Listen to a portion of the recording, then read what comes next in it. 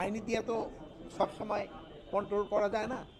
এর কারো কোনো অধিকার নাই আইন শৃঙ্খলা বাহিনী ছাড়া কোনো অভিযান চালানো। টুরিস্ট পুলিশটাকে আরও কিভাবে তাদের সংখ্যা বাড়ানো যায়, তাদের যানবাহন বাড়ানো যায়, তাদের থাকার ব্যবস্থা করা যায়। এখানে দেখলাম যে টুরিস্ট পুলিশ একটা ভাড়া বিল্ডিংয়ে থাকে, তাদের নিজস্ব একটা বিল্ডিং হওয়া দরকার। এই সব ব্যাপারে আমাদের আলোচনা হয়েছে এবং এরা টুরিস্ট পুলিশ যদিও সংখ্যা তাদের অনেক কম, বাট তাদের স্পট অনেক বেশি। এজন্য অনেক জায়গায় তাদের জনসংখ্যাও খুব কম, জনসংখ্যা বলি বাহিনীর সংখ্যা খুব কম। এটা কিভাবে বাড়ানো যায় এইগুলি ব্যাপারে আলাদা সাথে আমি দ্বিমত করব না, এটা তো আমাদের হচ্ছে। বাট এটা আমরা যে জায়গায় হচ্ছে আমরা কিন্তু সাথে সাথেই তাদের আইনের আওতায় নিয়ে আসতেছি।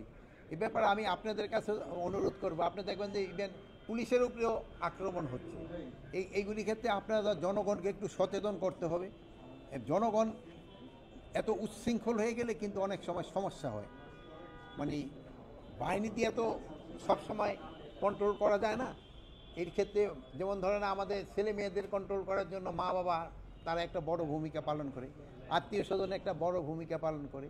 এই জন্য এই ক্ষেত্রে আপনাদেরও একটা বড় ভূমিকা পালন করতে হবে এই ধরনের ঘটনা যেন না ঘটে। বাট আমাদের এই জন্য আইন শৃঙ্খলা বাহিনী কিন্তু সবসময়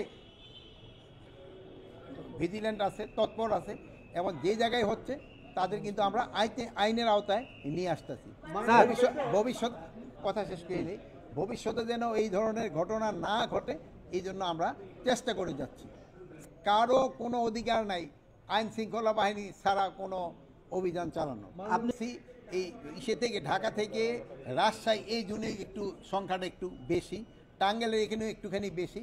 এগুলি যেন না হয় এই জন্য ওই এলাকায় যারা আইন শৃঙ্খলা বাহিনী আছে তাদের আমরা ইনস্ট্রাকশন দিয়েছি এবং তারা আগের থেকে অনেকটা মনে হয় ভিজিল্যান্ট হচ্ছে। আপনারা হয়তো জানেন ঈদের ক্ষেত্রে যেন এই চাঁদাবাজি যেন না হয় এবং ছিনতাই যেন না হয়, এই জন্য আমরা ব্যবস্থা নিচ্ছি এবং আমাদের কার্যক্রম থাকবে।